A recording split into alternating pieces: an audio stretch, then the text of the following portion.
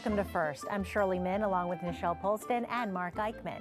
Can home ownership transform a neighborhood? Residents in the east side area of Wilmington sure hope so. A look at their plan and the hope that these ideas will stick.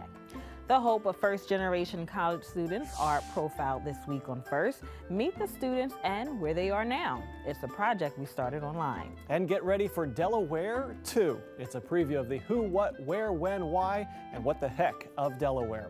First, your public media news magazine starts now.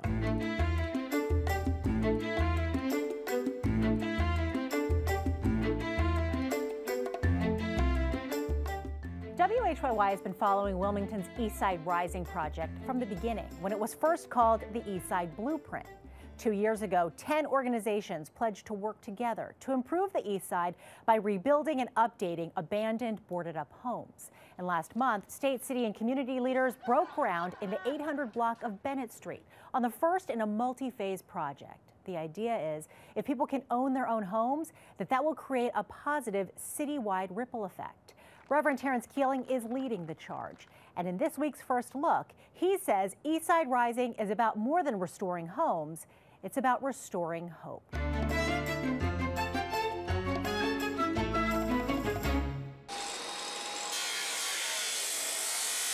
This is where you can find Carrie Davis nowadays. Hard at work helping to build affordable housing for low-income seniors at the corner of 10th and Spruce Streets on Wilmington's East Side. The East Side is where Davis grew up. Growing up as a kid, it was fun. Everything was love. But as you get older and these kids coming up nowadays, it's a total different change. A change for the worse. Here on the East Side, crime and poverty are the norm, and it caught up with Davis, who served time for selling drugs. I came home, from jail in 2008, and that was my cutoff point. But the starting point of his new life in construction. Davis graduated from the East Side Rising Training Center. It's a free jobs program run out of Central Baptist Church, located in the heart of the neighborhood. This is about building out a career and a life that you want, not just getting a job, because we want them to understand the difference between a job and a career. Gina Worthy runs the training center, where participants learn soft skills. We're training on things such as, interviewing skills, resume writing, but well beyond that, it's really teaching them what it takes to get on the job, but to stay on the job. And through the center's partnership with Local 55, a construction union, Davis and others like him learn the fundamentals of building, or hard skills. If you're willing to learn and you're hungry, they're going to teach you everything you need to know. Reverend Terrence Keeling is the pastor at Central Baptist.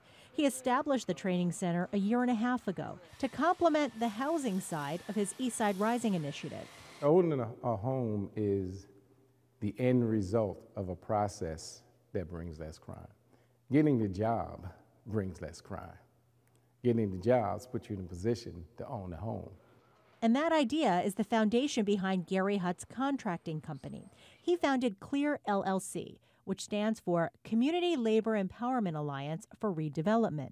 The relationship with Reverend Keeling was just a natural relationship because they have the same core values that we do. A believer in putting local people to work, Hutt hooks up training center graduates with jobs. And it doesn't matter to him whether they serve time. We understood that folks had criminal backgrounds, and then we just decided as a company, that was not going to be an impediment for folks to get gainfully employed. Davis's next job is to build the new Bennett Street townhouses. They'll go up on this empty lot in the 800 block of Bennett Street. When that's done, the same will be done to the homes across the street. The houses that we work on, they got a program where we be the first to rent to own these houses. And, I'm definitely trying to get into that. Meantime, Davis loves making an honest living. And Worthy says people are noticing. His folks that he knew in his street days are coming to him like, Carrie, what's happened different for you? They see a difference in him, and they realize that that's the type of difference that I think I want for my life. When I first came, that's all I heard was, all the bad things about the community. And so we really just tried to change the narrative. We didn't want the narrative of the East Side to be what went wrong, what's going wrong. It's what could it be?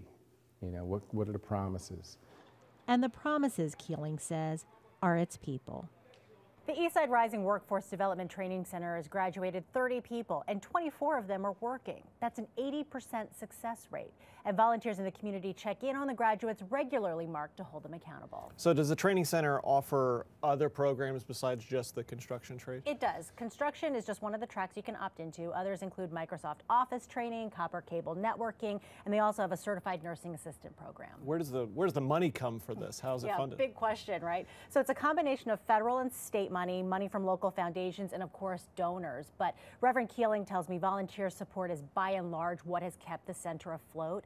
And Keeling set up a parent nonprofit called, it's a mouthful, Central Baptist Community Development Corporation, which is always in need of donations through the website centralbaptistcdc.com. Oh, the CDC, the Centers for Disease Control, recently put out their report on the causes of Wilmington violence. And among the causes, poverty, unemployment, undereducation.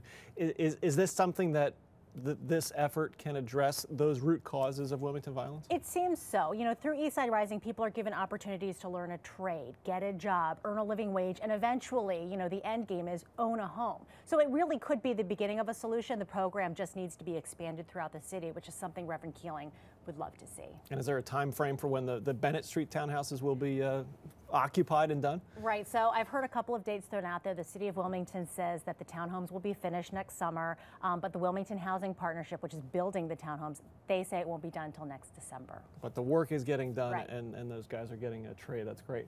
This story and past stories about Eastside Rising can be found at newsworks.org/Delaware. Coming up on First, what types of pressures do you face if you're the first one in your family to ever go to college? We explore that issue next. And later in First Experience, we have the art of handwriting. Match your penmanship against this work. This week, we introduce you to 5 students. They're all recent graduates of Delaware high schools. They've all just started as college freshmen, and they're all planning to do something their parents never did: earn a bachelor's degree. Delaware education reporter Avi Wolfman-Arendt has their story. Hi, Avi. Hey, Nichelle. So statistics show that if these students graduate from college, they'll earn far more over their lifetimes. But getting that diploma isn't a given. Add to that the fact that they're 18-year-olds about to embark on a journey that will help frame the rest of their lives. And they're letting us along for the ride.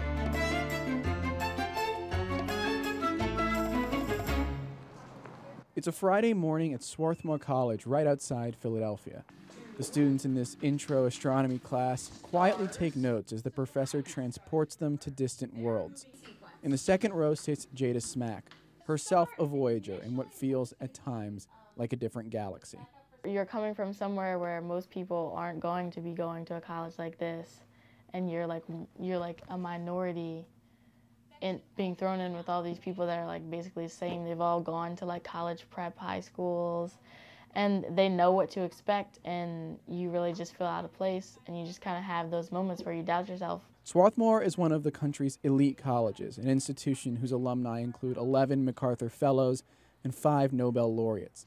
Jada hails from rural Millsboro, Delaware, the child of a single mom who worked 2 jobs. Actually, at one point, we all kind of shared this job. She cleaned the office that she worked at. So on Saturdays, like every Saturday from like the time I was like 9 to 13, wake up early Saturday morning and we would go clean the office that she worked at. But in school, Jada thrived. This May, she graduated 5th in her class at Sussex Central High School. With that came an acceptance letter to Swarthmore and the opportunity to take a journey she's been longing to take since she was in kindergarten. I definitely wanted to get away from Sussex County just because it's like the only thing I've known, and like every college kid's like, oh yeah, I want to get as far away from home as possible, and usually they're saying that because they want to get away from their parents, but I didn't want to like escape my parents or anything. I just want to escape where I come from. I was expecting it to be very hard academically. I was worried that I wasn't fully prepared for college. I was like, man, I just went to public school. Like, these kids are rich. I don't know what I'm doing. Jackie White is a freshman at the University of Delaware. She also grew up the child of a single mom who worked long hours to keep the family afloat. We were broke. I'll say that, just flat out. We didn't have any money.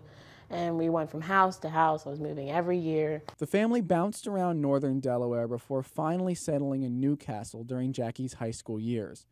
Through it all, school was Jackie's sanctuary and a chance to fulfill a dream her mom couldn't. She's always wanted this for me. She's always said, I need you to be better than what I am. I need you to be in school. I don't need you having kids at 21. Because that's what she did, and that's what my grandma did, and like my great-grandma, they always took the path of kids. So she was like, no, you're gonna be more than that. Jackie and Jada both hope to become the first in their families to graduate college. It's a daunting task. According to research by the Pell Institute, only 11% of low-income, first-generation students earn a bachelor's within 6 years of starting school. The obstacles are many.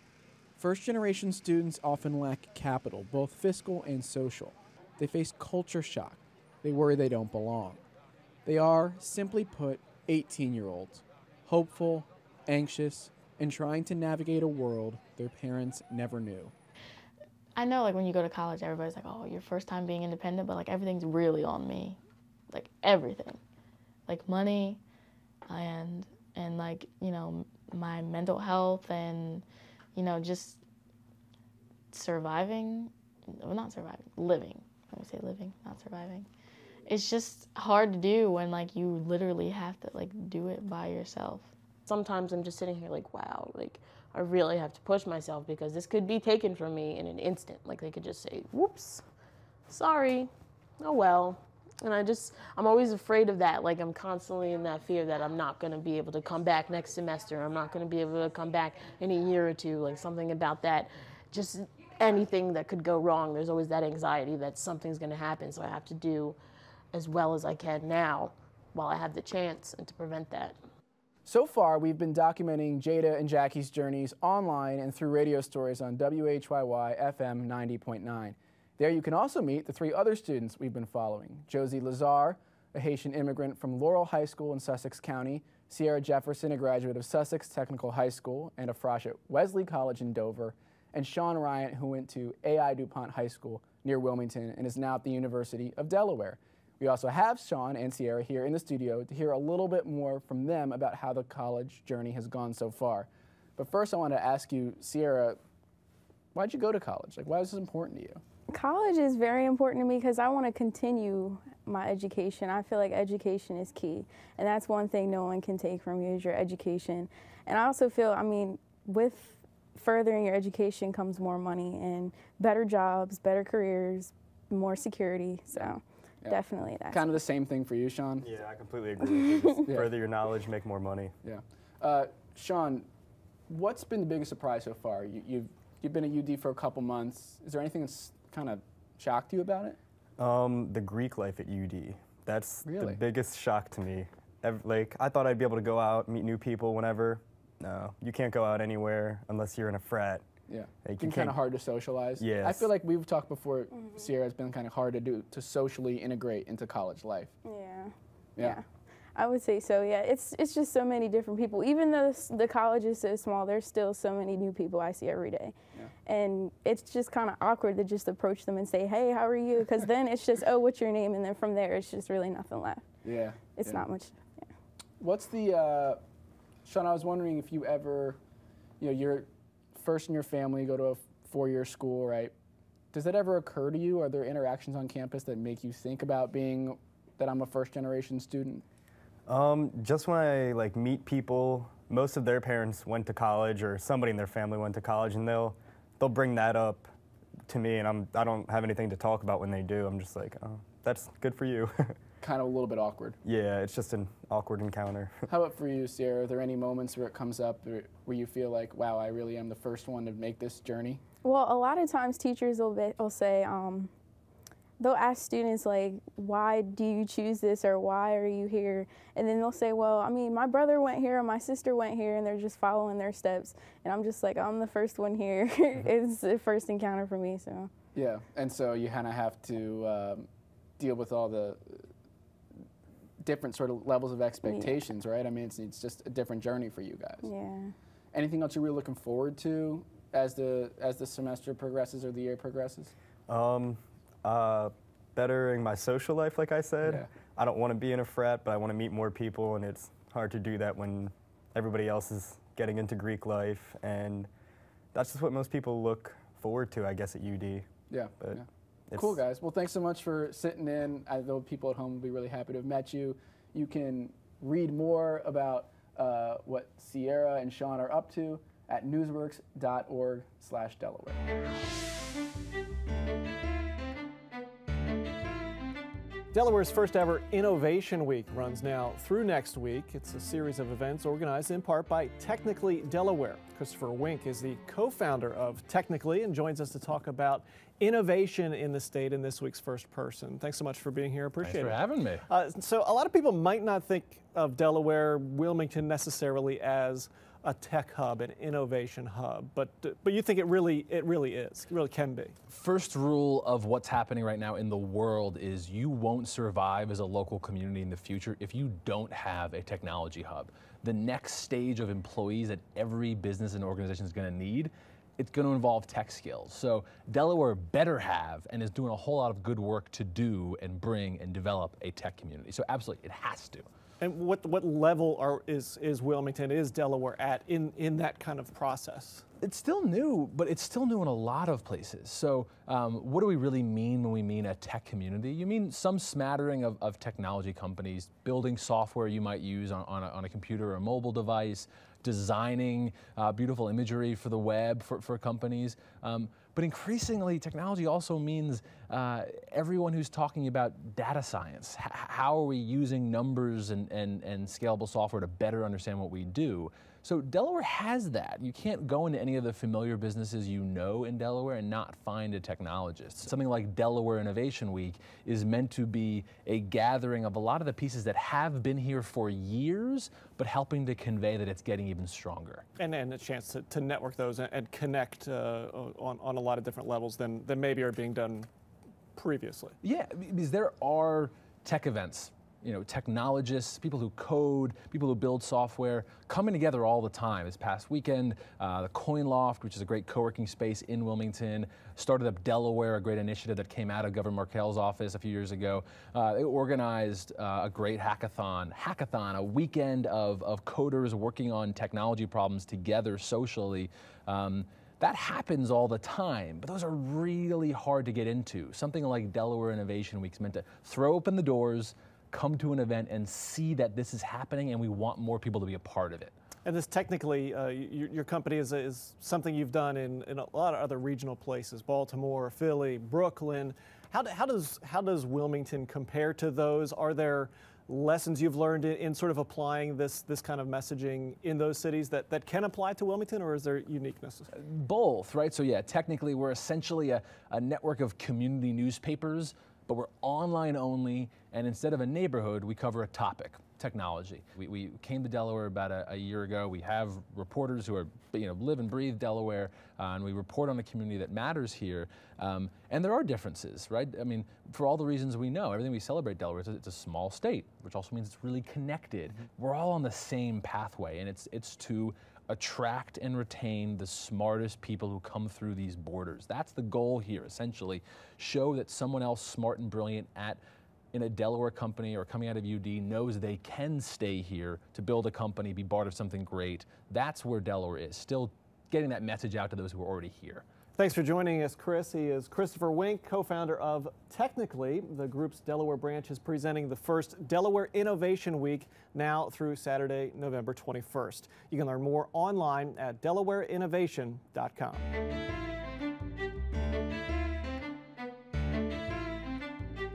If there is one phrase that gets people in the first state upset, just say Murder Town, USA. Let's get Rob Torno's cartoon editorial spin on that. But first, Rob, Newsweek Online actually coined the phrase. Most people downplayed it, but it never went away. But the word is back through the ABC television network as it tries to build a show with the same name. Tell me about that cartoon.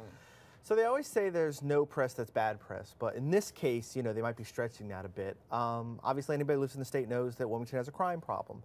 Violence is up, homicides are up. Even though they've been catching more criminals, they haven't been able to stem sort of like the overall violence in the city. And this poses a problem because Wilmington is sort of our economic engine here. You have a lot of businesses that are there, a lot of young people that they're trying to entice to move in. So sort of perpetuating this idea that Wilmington is unsafe could kind of threaten all of that and put, a lot of capital in jeopardy. Well, another cartoon you actually created addresses the red cup controversy at Starbucks. Tell me about that one. So this is another one of these silly war on Christmas things where businesses are persecuting Christians.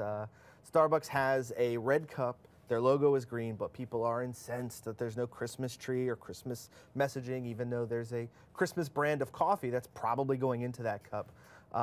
It's just silly. It's just one of these silly things that I like to try and make fun of because it's so ridiculous. Yes. Well, thank you so much, Rob, for turning some of the most talked about cartoons or topics into cartoons. If you're interested to see what's next up Rob Tourneau's sleeve, you can follow him on Twitter at Rob Tourneau. For many people in our digital world, the act and art of writing a letter or a thank you note by hand is a thing of the past.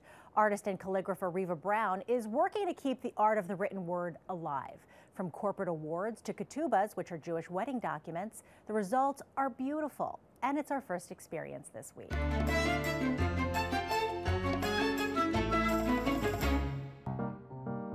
My name's Reva Brown. I'm a calligrapher and watercolor painter. The word means beautiful writing. Calli is beautiful, graphy is writing. I've been doing it since 1976. It's a pretty easy thing to learn. It's a lot harder to get good at. To be any good, it takes 6, 7 years,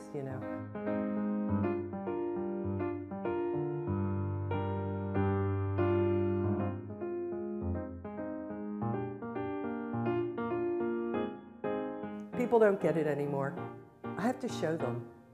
And if they're here, I can show them some lettering, and it's like I'm a wizard. They just can't believe that it's done by hand. I'm sorry that this seems to be something that's going by the wayside. I think it's a real loss. The kids don't learn how to write now.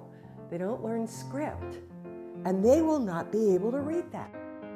That means that a child who's going to school now, when confronted with the Declaration of Independence, will need an interpreter. That's upsetting to me.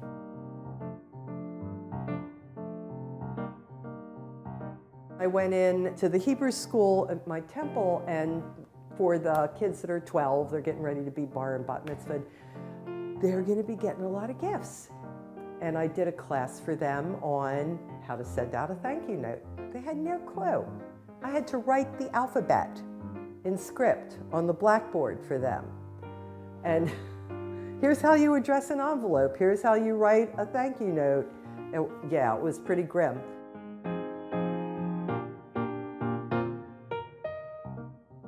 Oh, it's meditative.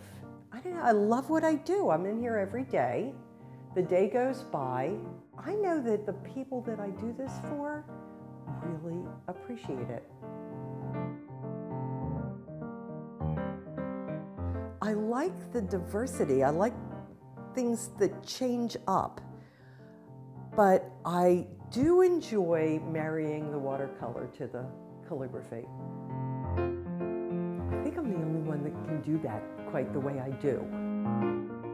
Around here, I'm kind of it, and that's really great, being the only one that does something. It makes me feel special.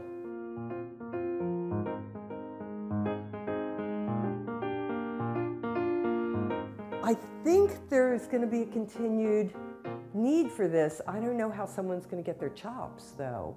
I got mine addressing envelopes and filling in the blank on certificates, and people don't do that by hand anymore. I mean, you have to be really good to do this stuff. You can't be sort of good and have it be okay. I just don't know where it's going to go from here. It might not go anywhere.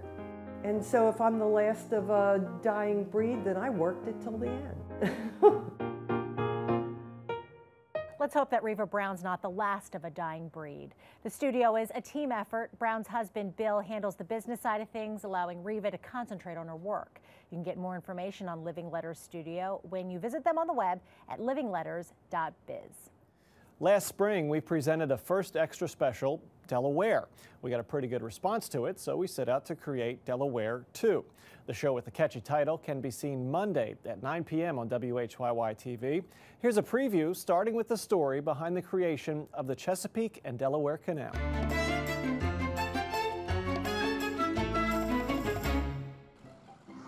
It is considered the north-south divider in the state of Delaware. And I admit it, some Delawareans do call it the ditch. Completed in 1829, it reduced travel between the headwaters of the Chesapeake and the headwaters of the Delaware by more than 300 miles. A daunting voyage that, in the days before the canal, inspired some creative shortcuts. Some of the smaller vessels from both sides were dragged across there on logs by oxen, because it just made sense and was in some respects a time saver. I'm not going to roll boats for 10 miles. Are you kidding me? Let's dig this thing. The canal nearly didn't get built because of a guy named John Randall. 1823, he's the chief engineer on the project. Randall was an individual of considerable reputation and had been responsible for surveying a significant portion of Manhattan Island. Other Delaware movers and shakers maybe haven't gotten the credit they deserve. He was the first civil rights leader in the nation. At a time when 5 or more blacks could not gather without supervision, Peter Spencer, a freed slave, broke the law, establishing America's first incorporated African-American church in Wilmington. It's one of the best unknown pieces of history. His church led massive gatherings of African Americans starting in 1814 at an event called the August Quarterly. And I just can't get my mind around how in the 1800s, he also convinced slave holders, people that held men and women captive, to allow some of them to go free for the weekend to come to Wilmington. And go free they would. The spiritual celebration had another highly secret purpose. People would come to Wilmington and plan future escapes. They're part of why, in the Underground Railroad, Wilmington was called Freedom Land. Southwest of Wilmington sits a nondescript little island with a savory name. I'm hungry. Where are you going to go? Fleetown? No. Bread and Cheese Island. I hope there's a sliced turkey island, maybe an iced tea island, and maybe a dill pickle on the side. Dill Pickle Island. There we go. So how did the name Bread and Cheese Island get cooked up? We head to Mary's Country Kitchen in Stanton. I don't know. Maybe somebody just loved bread and cheese. Was there a bakery there and they had goats? Bread and Cheese Island. Now you've piqued my interest. I'd like to know. And that's what we call a tease. There's a lot more to this program. You can watch it Monday night at 9 p.m. on WHYY-TV. There might even be enough for a third part. Let us know what you think. Well, we'll definitely let you know. Next week on First, we'll check in with the folks impacted by the Little Mill Creek in Wilmington. Has flooding eased up with new improvements? And these students know how to make great music. Check out the drum line at the Albert Palmer Elementary School. Well, that is First for this week. We thank you for watching. For Avi Wolfman-Arent, Nichelle Polston, and Mark Eichman, I'm Shirley Min. Have a great week.